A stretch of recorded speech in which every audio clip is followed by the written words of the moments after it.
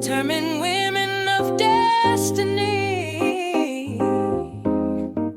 Oh yeah, we'll be on the motivator. Come and see. Passion meets purpose every single time. Amazing women shining, letting their light climb. Stories to empower, courage to believe, courage inform, inspire. You will achieve. Women of destiny. Yeah, yeah. Hey, y'all. Thank you so much for joining me for this episode of Determined Women of Destiny. If you haven't already figured it out, yep, I'm your girl, Yvonne the Motivator, man. I'm excited for you to meet my guest today. Have you ever heard the term been through fire, but you don't smell like smoke? Well, I guess Yes. Melva is living example of that. Her story is phenomenal. One that you would think that she would have totally been destroyed, but baby, look at her. Ain't she shining? She just shining. Every time I see her, she look like glowing dynamite, right? She just be a smile on her face, always giving love. So y'all welcome Melva McBride to my show. Welcome, Melba. Welcome. Now I gotta Thank give you you. some. Thank you for having me. Oh, absolutely. I gotta give y'all some background. I get a Okay. chance not only to meet amazing people, but to bring folks that I've had in my life on the show. I've known Melva since we were about what, 7, 8 years old? Birth. How I was about gonna say that? probably younger, right? Yes. And when you grow up and you go through your travels and things, life separates people. They move to different Right. states or whatever. But I knew I hadn't seen you for a while. And then, you popped up on Facebook and we reconnected. And I remember you saying one of the reasons why you had been away. Thank you. And I Yeah. was like, wow, wow, Yeah. wow. So I'm not going to tell your story. You can tell it better, but Okay.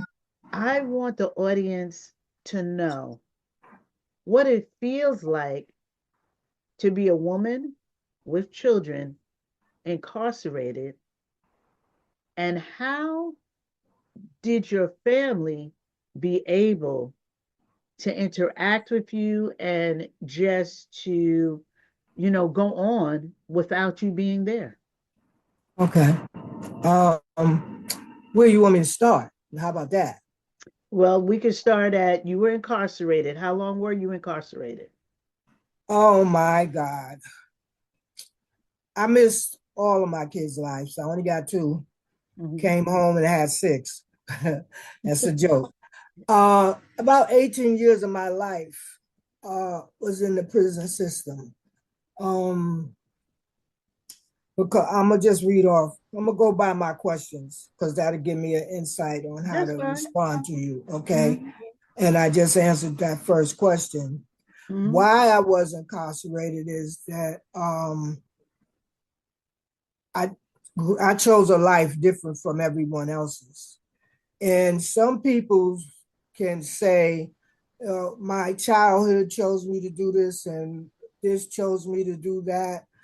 When we get older, we are able to make decisions and we choose choices that we make on our own, unless somebody puts a gun to your head and say, if you don't do this, I'm going to, do that. I Right. made all these choices I made, and first and foremost, I'm going to set the record straight. I have no regrets because I made every choice and decision on my own. Um, I tried working. Let me just say I tried school. School was rough for me. I fought every day with my cousins. I hung out with the guys, not with the girls so much. I grew up with a lot of girls, like you guys. I grew up with you guys, on Stone Boulevard. You were my friends and became family. But then I came over to the Amityville side and I started, it was me and my cousins and we were guys and we went to school together for a minute.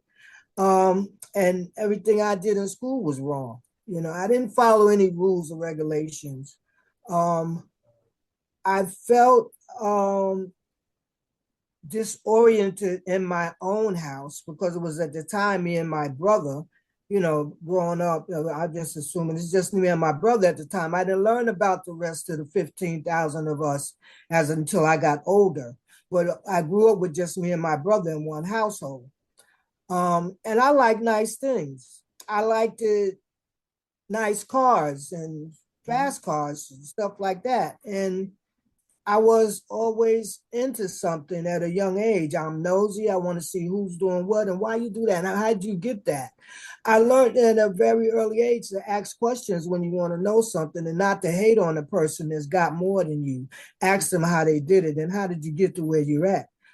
And I started asking questions. I ain't asking to the right people, but I got the right answers. Okay. So going forward,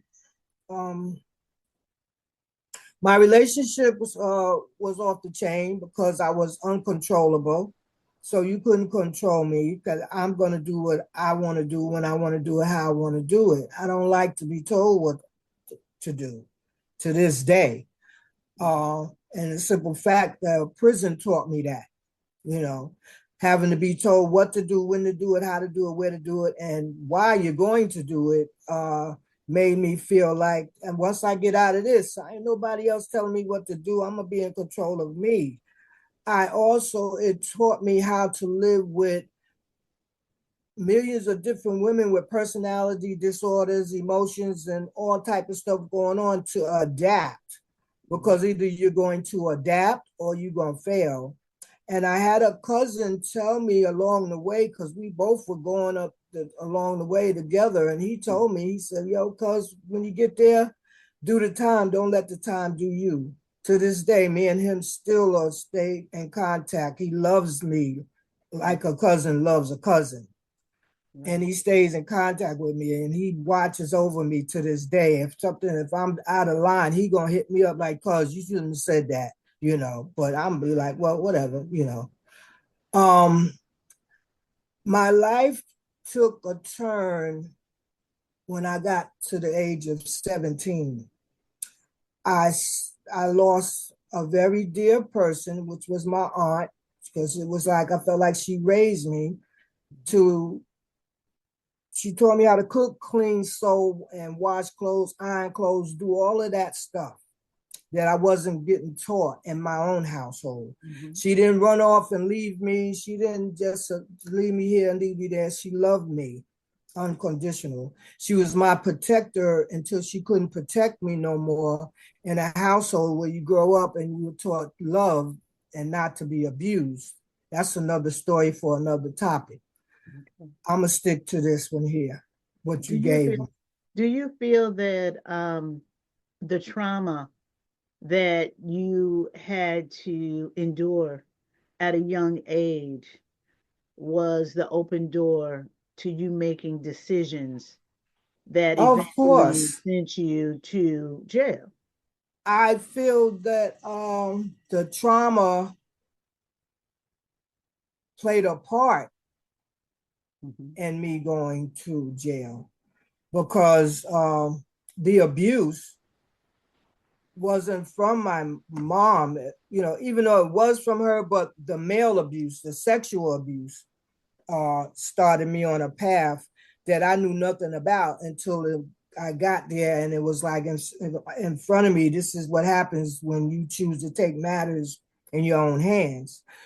After a certain amount of time, as we grow and get older, you get to a certain amount of time that you get tired of the abuse and you no longer want to be treated or disrespected.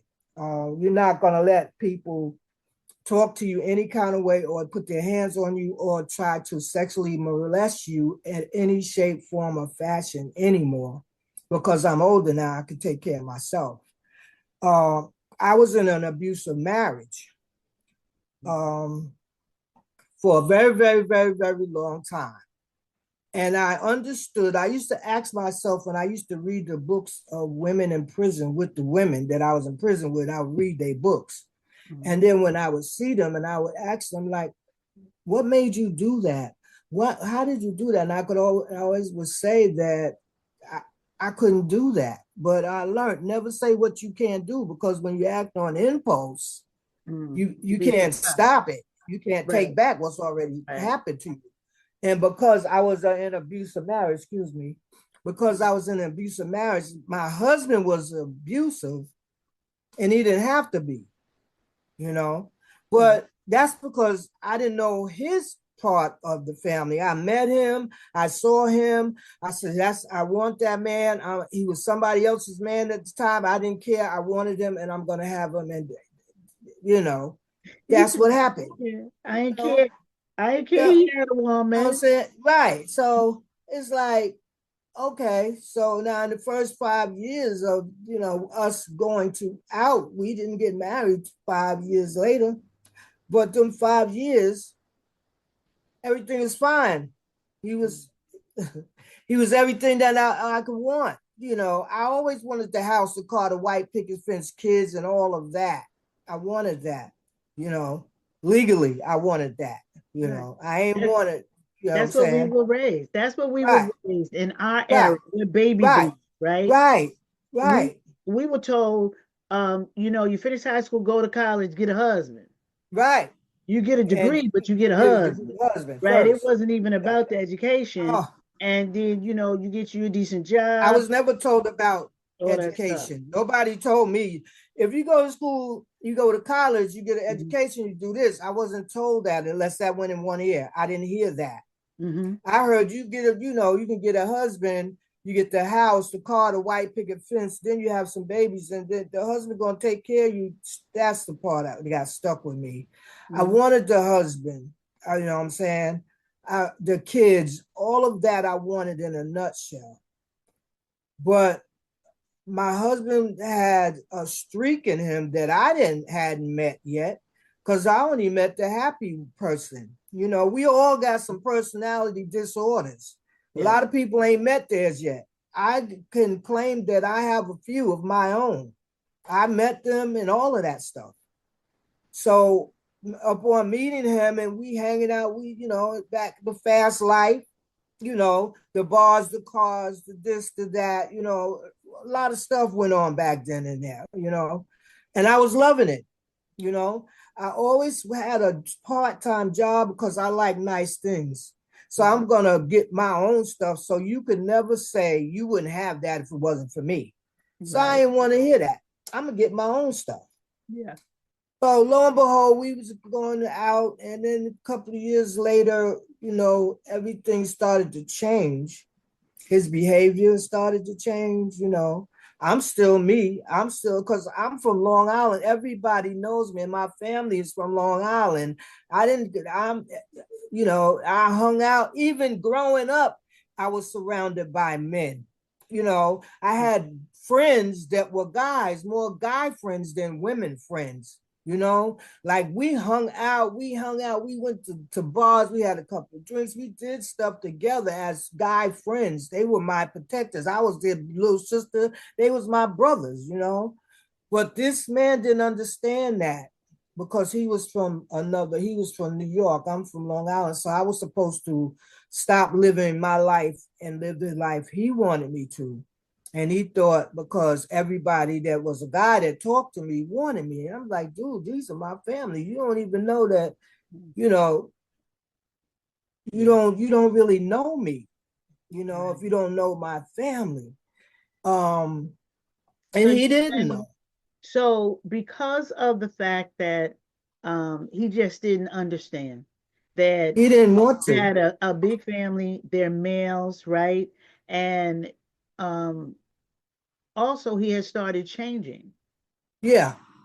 And so that fairy tale relationship Went out the started window. dwindling. So when Right. we come back from break, we're going to go into how the demise of your marriage Oh, led to the incarceration and how, okay. you know, you now have resurfaced to sing Okay. I'm every woman. It's all Right. It's me. beautiful. So you guys listen, you guys come back, check out the break, go get that chicken, turn it over. You know what I say, get them kids out that tub, depending on what time you watching it. Get you some iced Right. tea, you know, and come on back. Y'all come Come on. on back.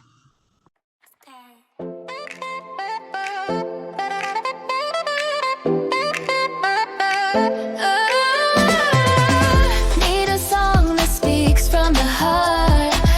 We bring the lyrics and music to spark. Custom made just for you, feel the beat. A melody crafted so sweet, so unique. For podcasts, proposals, reunions too. Ministries, brands, yeah, we got you. Infinite melodies, your song, your sound. We bring your vision to life all around. From weddings to business, milestones and moments. We turn your story into music with focus. Let your story shine with rhythm and grace. Infinite melodies brings music to your space. Welcome back. If you're just tuning in, you are checking out Determined Women of Destiny. I am your host, Yvonne, the Motivated Man. Remember, click that button, like, share, and subscribe. My guest today is Melva McBride, and she has been talking about her life that went from sunny downtown Massapequa to Ah. incarceration. Ooh.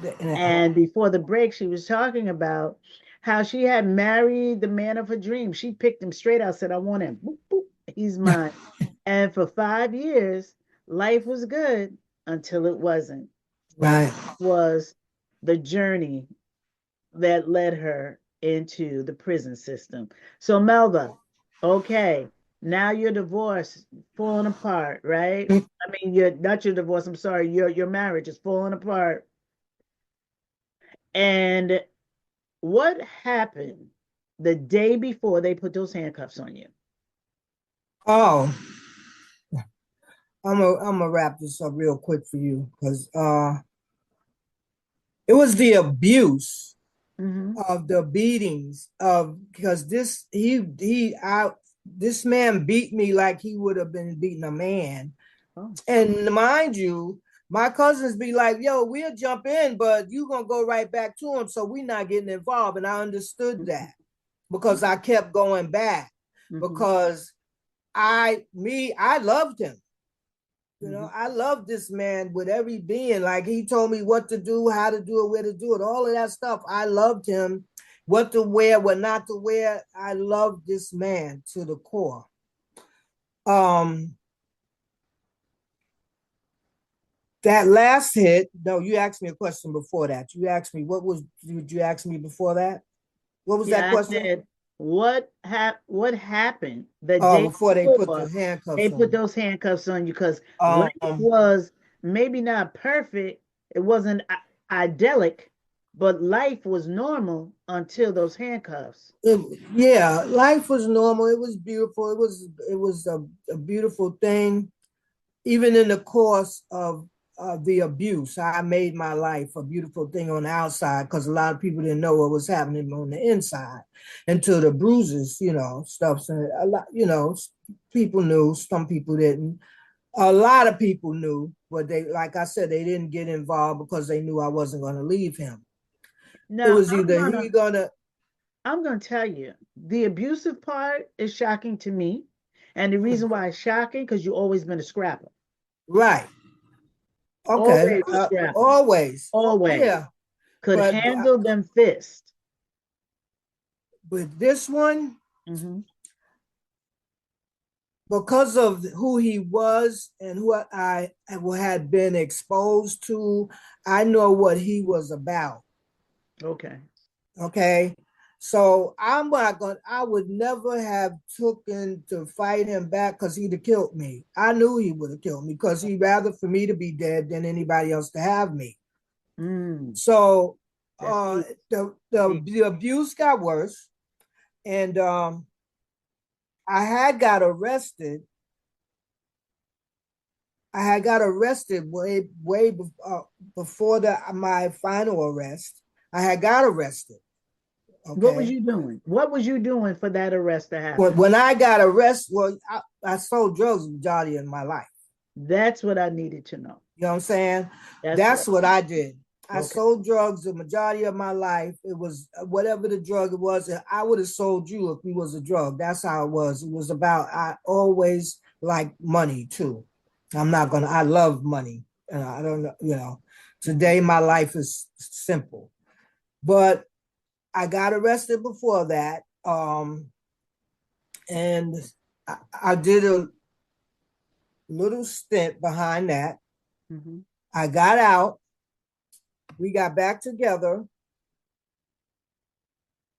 Everything was fine for the first couple of weeks, and then we both got arrested. And I was glad he got arrested because I said, okay, now in my life, I'm good. He's going away for a long time, but that didn't happen.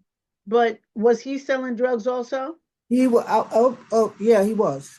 Okay, so was that the common bond between that The was comment, what brought you all together?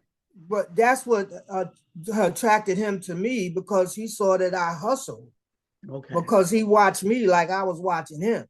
So it was his, well, okay, that's, you hustle, you about money. Yeah, that's what I am about. You about money. Then let's get this money together, Okay. So it's getting money together, but I know a lot more people because I'm from Long Island and he's from New York. He know New York, I know Long Island, He got to groom Long Island because of the drugs. The drugs control people. Right. The drugs turn a person on a person. I don't care who you are, family, friend, or foe. That drug they wanted, they will tell where you at, Mm-hmm. So eventually, the beatings, the abuse every night. And I also had a job. Mm-hmm. I sell drugs, and then by the time it's 1 and 2 o'clock in the morning, I'm leaving the bar. I gotta go home, get rested up to go to work, do a lot going on. But I used to watch, after he finally hit me, and I watched him sleep one night, and I said, either he's gonna kill me or I'm gonna kill him. And I used to read the Newsday, and I would be like, spouse kills spouse on the jealous rage. How else is this gonna go? I couldn't, my mother had already, threatened his life. Don't put your hands, but I still went back. I wasn't gonna bring all of my family members into my stuff. Okay. So you two got arrested. The two of you got arrested, and yeah, you we felt got this is my way out. I'm no, out. yeah, Because he but going we away got for a bailed long out. time. But then We he got got bailed bailed out. because he had people that had, that got money. When you making money, you stacking money. You're making money, you're stacking money. It's the case you get arrested, you can get bailed out. We don't make money, stack money, and don't have money to bail out. That's the key. So you didn't get bailed out. No, we both Both of you bailed were out. bailed out. Yeah, Okay. that wasn't a final. My final chapter here with him was watching him sleep, and I thought if I shot him, because we had a 9mm, I said, but that makes too much noise.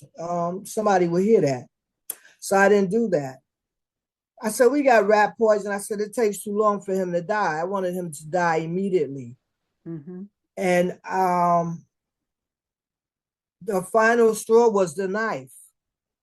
Okay. And I said, okay, well, I could just, I didn't, when I had the thought of the knife, I already had the knife in my hand. Okay. And with that being said, the next thing I saw was blood. Because I don't know, I stabbed him to the point where I wanted him dead because I left him there.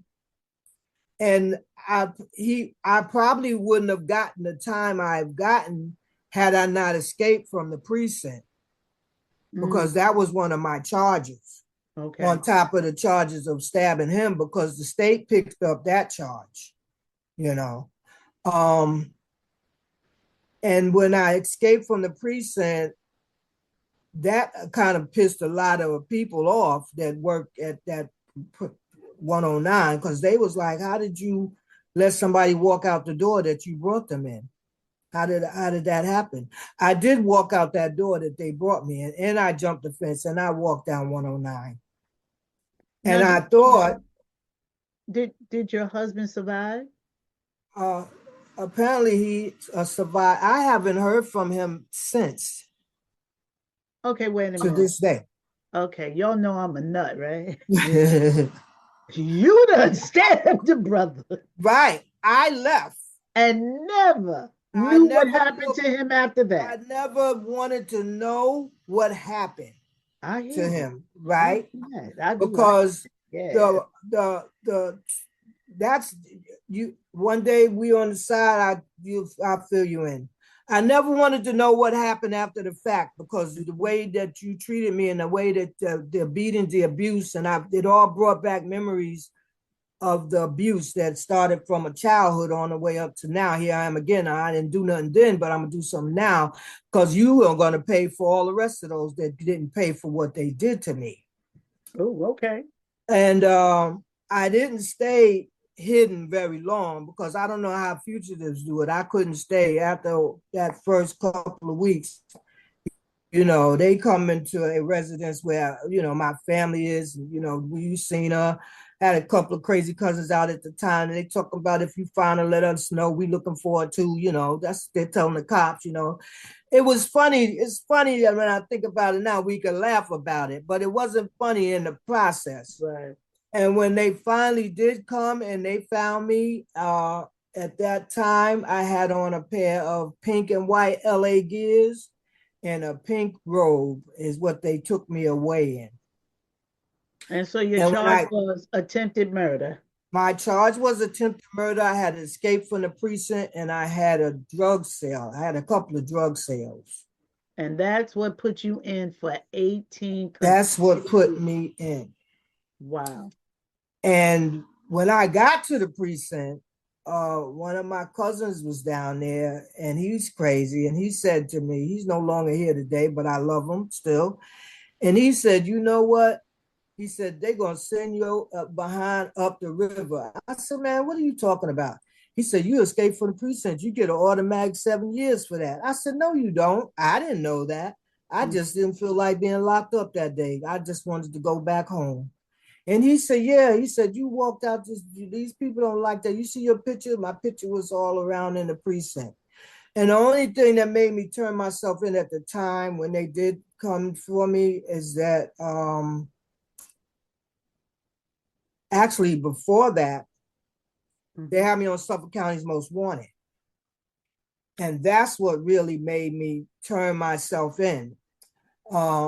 One of a girlfriend of mine saw me on there because me and her used to watch the show.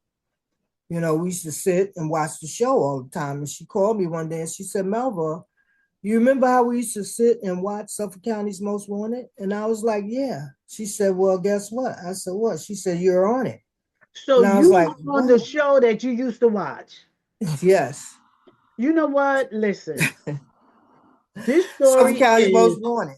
this story. It's crazy. It's my Listen, life crazy. And what I'm gonna ask, what I'm gonna ask you is because I know we can't get all of this in this. Will you come back and give us a part two? I most certainly will. I Because told you I'm writing a book. My book is going to be phenomenal. listen, because women that have been going through domestic violence need to see this.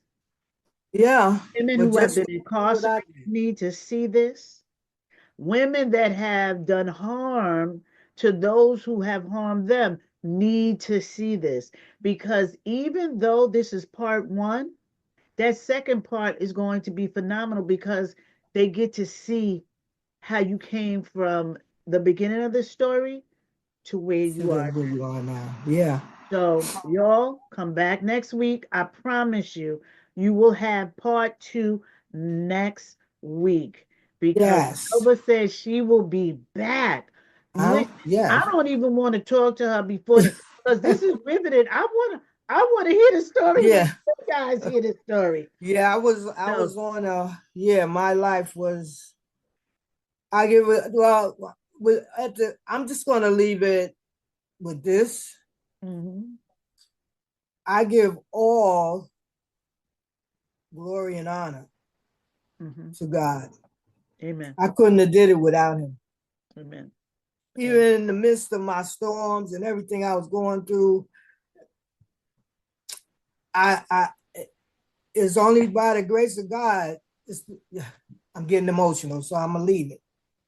So But you it's got only by the grace of God. It's by the grace of God. part 2. If you thought this was good, part 2 is going to be even better. Yeah. You make sure you come back, like, share, and subscribe.